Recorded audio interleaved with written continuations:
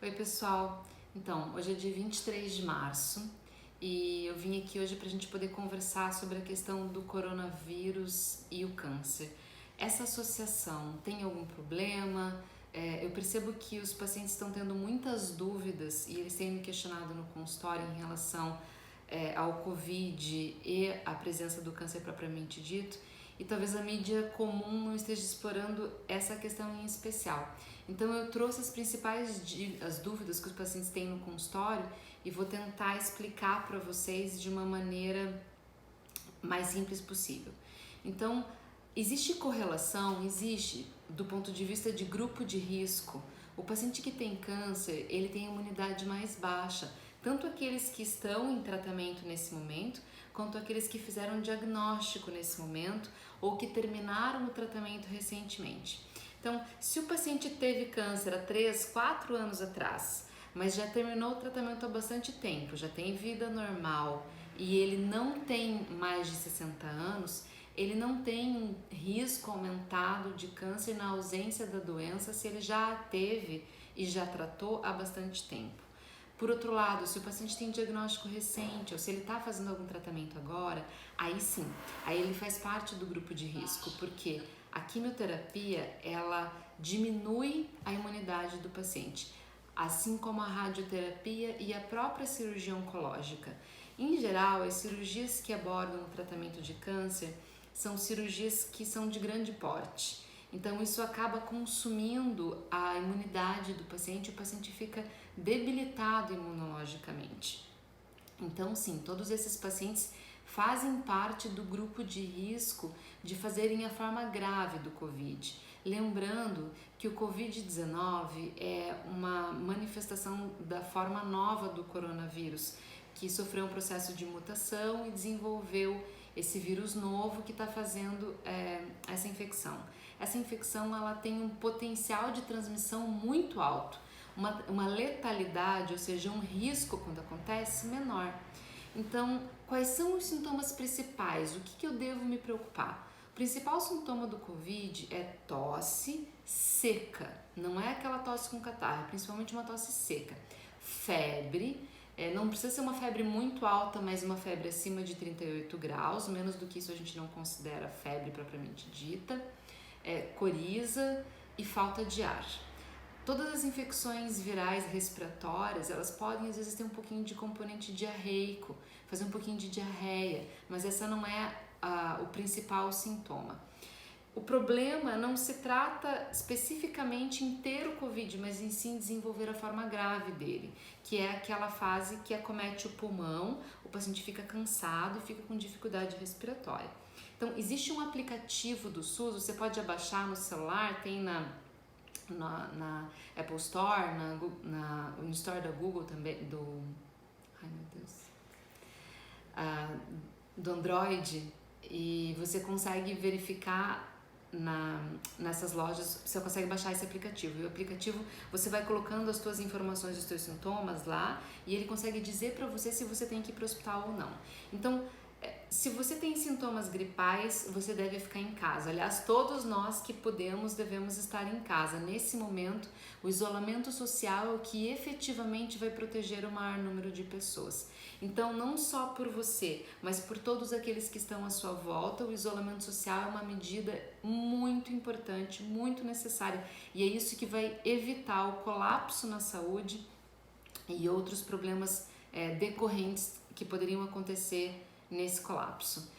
Se você tem um quadro viral, um sintoma de gripe, coriza, um pouquinho de febre, mas nenhuma dificuldade respiratória, você não precisa ir até o hospital. Você pode observar os seus sintomas em casa. Se tiver um pouquinho pior, ligue para o telefone que as secretarias municipais estão disponibilizando para você poder tirar suas dúvidas.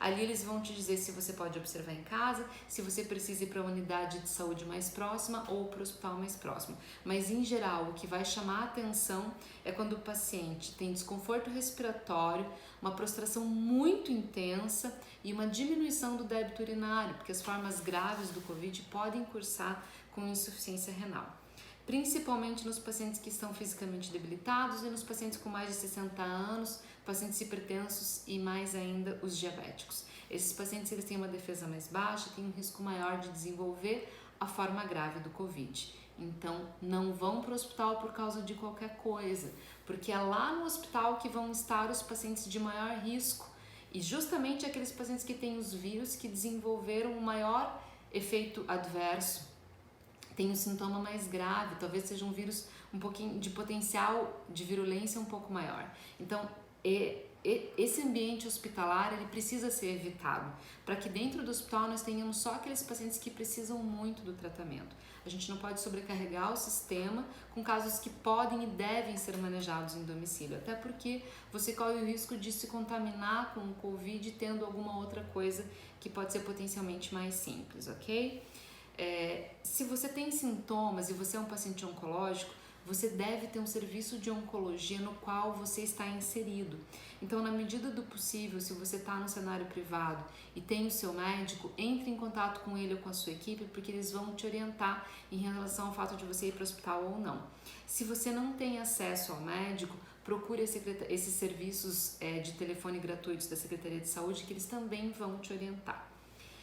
Então tá, falados dos sintomas principais, em relação à parte da oncologia propriamente dito, eu preciso continuar a quimioterapia, eu posso continuar a quimioterapia, eu tenho que parar o tratamento oncológico, como é que isso funciona?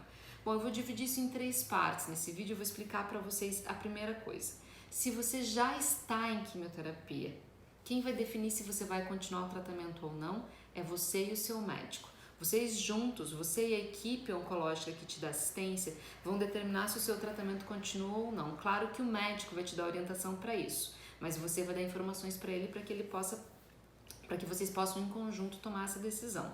Qual é a condição?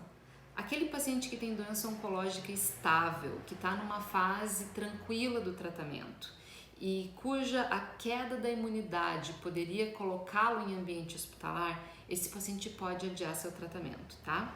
Já aquele paciente que começou o tratamento agora e que quando ele faz a quimioterapia, ele controla os sintomas da doença e a pior dos sintomas da doença colocariam esse paciente na necessidade de uma hospitalização, esse paciente precisa manter o tratamento.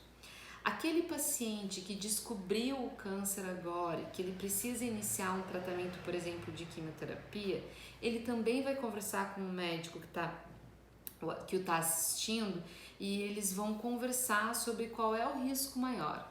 Se existe risco maior de atrasar o tratamento ou se existe um risco maior de o paciente ficar agora fragilizado pelo tratamento, de repente eu posso adiar esse tratamento em 2 ou 3 semanas. A gente tem dado preferência por tentar adiar os tratamentos nesse momento, não só pela queda da imunidade com a quimioterapia, mas pelo risco de você precisar hospitalizar um paciente e às vezes submetê-lo a um ambiente onde o coronavírus vai estar presente e consequentemente ele pode acabar se expondo a outras complicações infecciosas que naquele momento ele não tinha. Então, se possível, o próprio médico do paciente vai dizer para ele numa consulta, ou por presença física ou por videoconferência, se esse é o momento de iniciar o tratamento ou se o mais seguro então é adiar o tratamento, seja a continuidade ou seja o início. Basicamente o que a gente pensa: evitar a hospitalização. Aquilo que te der a possibilidade de manter longe do hospital o máximo possível, em geral, é o que a gente vai preferir nesse momento. Por exemplo, eu tive um paciente que me ligou hoje porque ele teve um diagnóstico de câncer de próstata e ele estava com a cirurgia marcada, a cirurgia foi desmarcada. Eu pedi para ele que ele me enviasse os exames para que a gente possa avaliar qual é a possibilidade de adiar esse tratamento. Por quê? As cirurgias oncológicas, elas demandam uma grande estrutura, a maior parte das vezes são cirurgias grandes. Aí esse paciente vai precisar muitas vezes de um pós-operatório em UTI. E essa UTI, ela tem 2 questões. Primeiro, os leitos têm que estar disponíveis para atender os pacientes que chegam lá com a forma grave do Covid. Segundo, essas UTIs vão ter vários pacientes com Covid lá internados. E às vezes são internações longas que somam algumas complicações como bactérias multiresistentes ou outras. E aí um paciente oncológico que tinha uma saúde fora da questão oncológica mantida acaba infectado por algum outro problema, acaba tendo alguma outra complicação que nesse momento coloca a vida dele em risco maior. Então existem algumas doenças que a gente pode sim esperar um pouquinho, adiar a cirurgia para que o paciente não se submeta a um risco adicional. Eu atendi uma outra paciente hoje em que a gente mudou a estratégia e ao invés de fazer cirurgia nesse momento que o centro cirúrgico cancelou as cirurgias, eu vou começar para ela com quimioterapia. Ela vai manter o isolamento social, é uma quimioterapia que não tem risco alto de deixá-la em ambiente hospitalar e a gente vai inverter a ordem do tratamento para que ela possa ficar o mais segura possível.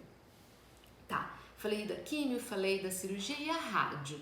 Bom, a rádio ela não pode ser interrompida, porque quando a gente para a radioterapia, a gente diminui a eficácia do tratamento. E a radioterapia, em geral, ela é feita uma vez só. Então, se eu perder o momento ideal da radioterapia, eu perco a chance daquele tratamento ser o mais eficaz possível. Claro que quem vai definir isso é o radioterapeuta. Então, o paciente ele deve entrar em contato com a equipe de radioterapia da qual ele faz parte, no dia que está sendo assistido.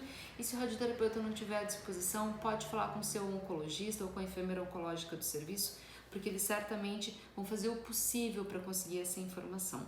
Mas, em geral, a radioterapia a gente tende a não suspender. O que acontece é que a gente pode adiar o início da radioterapia em alguns casos, sem perder a eficácia do tratamento propriamente dito, e aí a gente tenta segurar um pouquinho para atravessar principalmente essa fase do isolamento social. Bom, o paciente já tem o diagnóstico de câncer, ele precisa iniciar o tratamento? Ele precisa sim avaliar com o oncologista. Ele não pode adiar a consulta com o oncologista, pelo menos por videoconferência, para saber se é seguro atrasar o tratamento ou não. E se o paciente está numa fase anterior, se ele está com uma suspeita de câncer, ele estava iniciando um processo de investigação, ele pode parar tudo? Não, ele não pode parar tudo. Se o paciente tem uma suspeita forte de câncer, ele deve procurar um oncologista mesmo que ele não tenha diagnóstico. O Conselho Federal de Medicina autorizou o atendimento por teleconferência nesse momento para que a gente possa esclarecer para os pacientes todas as dúvidas e dar toda a orientação possível. Então, não é por causa do vírus que a pessoa vai deixar de investigar uma doença da qual ela tem uma suspeita clínica forte ou sintomas persistentes, tá?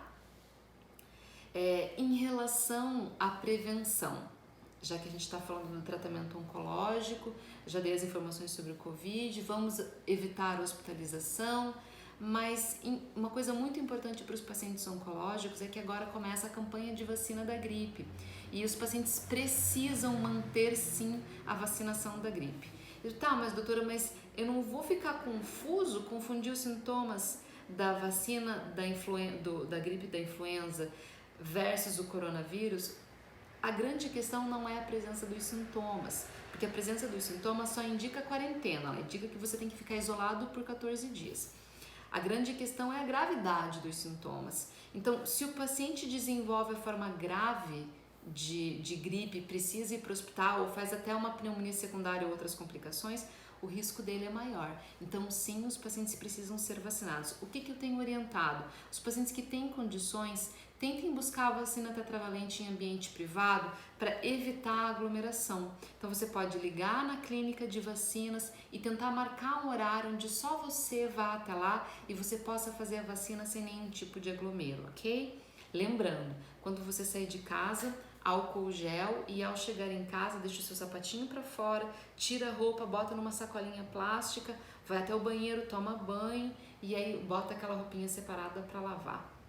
Eu tenho pedido para os pacientes colocarem um paninho úmido na porta de casa para que quando eles precisem sair, na entrada, esfregar o pé, o sapato, naquele paninho úmido onde você vai colocar 10 ml de Quiboa e 1 litro de água. Umedece aquele pano e deixa na porta da casa. Esfrega o pé quando chega ali, entra em casa sem o sapato, mas pega o sapato já com a sola higienizada, separa lá na lavanderia e depois higieniza o resto, ok?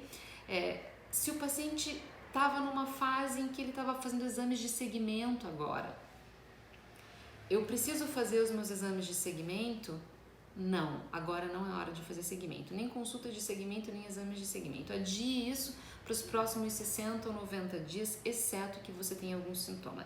E se você tiver sintomas, tente entrar em contato com o médico, porque a maior parte dos serviços estão restritos agora e os processos de investigação de segmento devem ser interrompidos neste momento. Não vá ao laboratório coletar exame de sangue, não vá a médicos que não sejam necessários, não precisa fazer sua avaliação com o ginecologista nessa época do ano. Fiquem em casa, gente. O isolamento social ele é essencial para todas as pessoas, mas principalmente para a gente poder proteger aqueles que são mais frágeis, aqueles que não têm no corpo uma defesa adequada para se proteger da forma grave do Covid-19.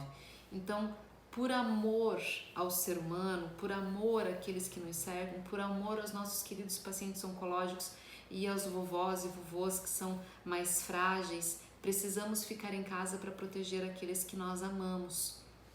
Lembrando que essa confusão toda que está acontecendo, ela está proporcionando para as pessoas, numa escala inimaginável, uma sensação de igualdade, onde todos nós estamos no mesmo barco, todos nós estamos no mesmo lugar e todos nós temos que estar juntos com responsabilidade, promovendo o isolamento social. Não saiam de casa, não vão levar as crianças a andar no parque, não vão levar cachorro a andar na rua, porque se cada um, não, eu vou lá só fazer a minha corrida, você está indo lá, se todo mundo fizer isso, a gente vai bloquear o isolamento social. E qual é o direito que nós temos de interferir na saúde do outro, de colocar o outro em risco?